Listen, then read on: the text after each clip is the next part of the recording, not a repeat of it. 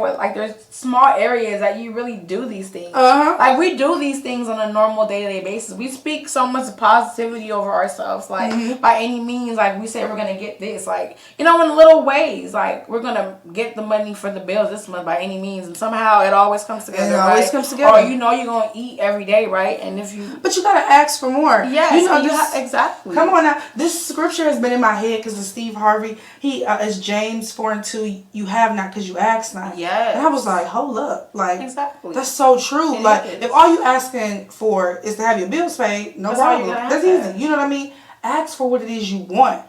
Put that out there. So I want to be a millionaire. I want a luxury lifestyle. I want to be able to put money in the hands of everybody in my family. I want to be able to have positive influence over people that I may never lay eyes on. Say what it is you want. Stop asking for so small. Yes, because you get yourself every day of what you deserve even more than that. Yes, exactly. You're capable of it. You had a really interesting question that we were discussing. What was the question that you had? Oh yeah, so we bought this game, y'all. We were gonna play it probably on a episode. We got to. It was good. It's like a really eye-opening game, and it kind of allows you to know the people you're playing with. So anyway, I forgot what it's called. It's called We're Not Really Strangers. We're Not Really Strangers. And basically, you pick cards, and they ask questions that are kind of like they get deeper. And they deeper. get deep. So one of the questions that we had, I forgot who pulled it but basically we all kind of asked each other, and it was, are you afraid to succeed or fail? Why or why not? So, which are you more afraid of? Are you afraid of failure? You're afraid of success. And you said failure. I said both. You said both. I said it used to be. I said it both used to be fail. It used to be success, but now it's failure. Yeah. And I said for me it was success because, and I don't realize it consciously, but we tell ourselves with success comes more responsibilities, it becomes more spotlight, you're more scrutinized. Like even this whole podcast, just being here and putting myself in a position to you're open, you're vulnerable to anything that anyone has to say about either what we're talking about, our setup, what your we look opinions, like, anything you're putting yourself out there to be vulnerable. And success to me is the higher your success is, and if you look at success as fame or notoriety or wealth or whatever, you're in more rooms, you're dealing with more people, and it just kind of exposes you. And I feel in a way, I'm a Cancer rising, so I'm like a crab, and I do to be to myself and to come out of my shell. It's very scary for me. So, and I feel in order for me to be successful, a lot of these things that I tell myself I have to shed and let go of, because I feel I'm sheltering myself from being, vulnerable, from, having the no's, because, you like how you said, you're not afraid of a no, because someone's going to tell you yes. Sometimes the no's are intimidating for me. I don't want to be told no. I hate being told no. Yeah. Why are you telling me no? What do you mean? What did I do for you to say no to me? And it makes me afraid to be successful. Yeah. But I don't want to be afraid of success, because if I'm afraid of success, that means I'm afraid of being who, the bring out the best of me. I'm afraid to. And subconsciously you may deter your success. And I'm muting myself, or I'm, limiting myself, or I don't want to shine as bright for whatever reason. Those are things that I have to really sit and think about. What am I truly telling myself? Yeah. Is it because I'm afraid of the spotlight, or is it because I'm afraid of, being criticized, or, it's uncomfortable for me to be told that I'm doing something wrong. Maybe I have this ego thing where I just, I don't want to be told that I'm incorrect at something, so I don't want to be put there to be judged. And it's just deeper than, I don't want anybody saying anything about me. But it's why? What's wrong with someone saying something about me? Yeah, or to even realize that. Yeah, people talk about people all the time. I talk about people all the time. Let's be real. We talk about whether it's people on Instagram, celebrities, whatever. But you have your opinion. Yes, but I have my opinion. So why am I afraid of someone else's when I have them? Yeah. And, what I want everybody to not... Worst case scenario, what would these opinions And do I not want someone's opinions? Because all my opinions aren't bad. Yeah. Some of them are helpful. If I was to tell everybody my opinion... You feel like it would help? It might help. So maybe I should take people's opinions. Yeah. And, take the meat, leave the bones type of approach with that. So, that's an example of something that I need to overcome, because it's deeper than just, I don't want to be in the spotlight, but I tied success to that. Yeah. Because I don't want to deal with the deeper things. Yeah. That, And even, that's such a great realization, because for me, I feel like I used to be afraid of success, but now I'm more afraid of failure, but I have to give the context because we just had to talk about fear of failure. So like, I used to be afraid of success, and the only way that it was an indicator to me that I was afraid to succeed was because I would get right on the edge of everything I had been asking for, and everything was starting to manifest, and all I had to do was show up. I'd get right there, see it all, and shy away, and find a way to mess it up. Yeah.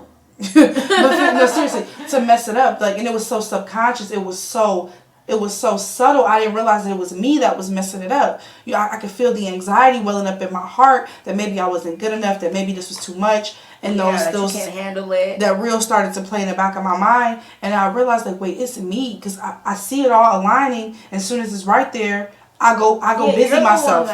That's messing it up. Oh yeah, I'll be like, oh, like God gave me everything. I remember at one time I was asking God, give me the money and the time, because I had the money but I didn't have the time. I was working so hard that I was working all these jobs, so I had the money and no time. I was like, give me the money and the time, and I'll do what it is you want me to do. Right. He gave me the money and the time. I was like, I'm about to go get in a relationship. Too much time. I need to busy myself. I need to go find a toxic man and take him some of this time, you know.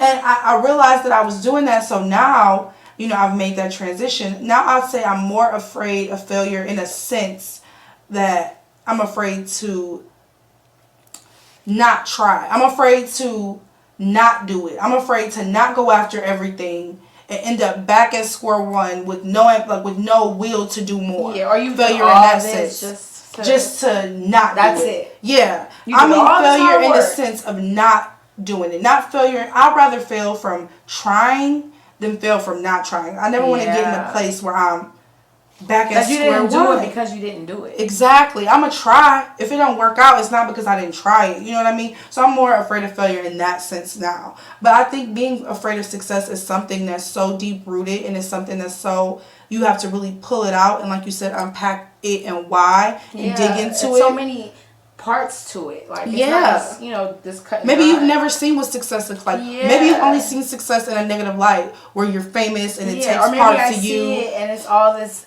extraness to it. Like, there's a lot of stress. A lot of, you know, you don't have time for certain things. All those things scare me. I don't want that. Yeah. If that means to give up, you know, that. But and that's a part of taking risks. Like, it's okay to give up what I know was comfortable in order to be uncomfortable for something greater. Because discomfort does not last forever. No. Especially if you're elevating to a new level.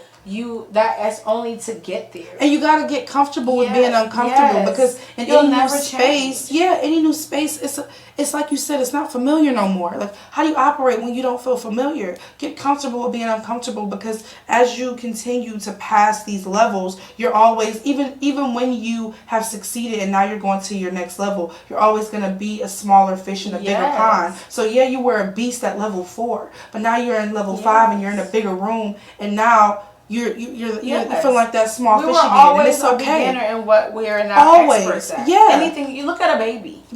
Baby comes out, doesn't know how to walk, crawl, eat, talk, nothing. And they learn. And they become masters at it. Now they're crawling all over the house. Then they start walking. They only can take 2-3 steps before they fall. Now they run, you can't catch them. You know what I mean? So it's like But they don't stop. They never think like, oh, I can't get up, so I better just stay down here. Because they don't have that fear mindset yet. Exactly. You know what I mean? It's taught.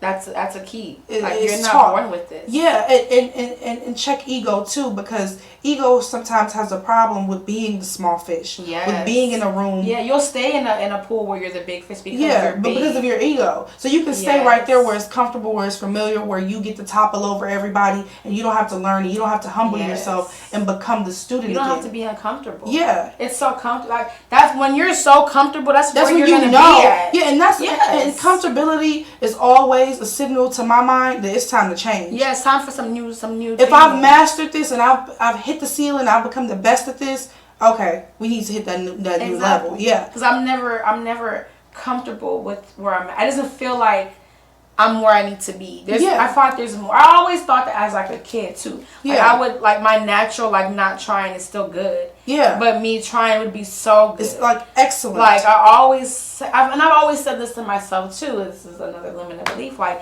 had I just applied myself, I would have gone to Harvard. I would have, you know, because my good was enough to get me by. You're to get me better than a lot of people who even do a lot. Come on. But that's how I know there's so much in me. If my bare minimum is mediocre, or even better than mediocre. Yeah, it's above. It's above average. If I tap in? Yeah. What would happen if I really show up? Yeah. If I really present and do my best every day, or more days than I do now? What does that look like? What would that look like? What does my life look like? Because this looks like no effort. Yeah. And if I was to be honest with myself, I could do a lot more with the opportunities that I have. Yeah. I take a lot of things for granted. If I was to be honest, I'm comfortable with being comfortable. I change is uncomfortable. It's scary, and sometimes with the person that I am, I don't want to shake the room. I don't want to, because it's like it took me a while to get here to settle it. Yeah. Let me be here for a while. Let me but enjoy something in me knows like, okay, if you're gonna sit here, but you have to get up. You can't stay here. That's burning desire. It's never gonna stop hitting They get smaller and smaller. I don't want to stay in a comfort zone for a long time. I know that growth is outside of this area. I've seen that. It's so true. A comfort zone is a beautiful place, but you can't live there. Yeah, just visit here. Yeah, it's beautiful. It's a reminder of it. I feel like comfort zones, if used properly, remind you of the progress you made, and you can look back. It's a place to stop and look back. Yeah, it's a place to stop. Take a breath. Like if you're like on a mountaintop and you can look down and see how far you've come, but you look behind you, there's a whole another mountain you gotta climb. Yeah. So it's like a plateau. Catch your breath. Like, taking the moment. Taking the moment. But you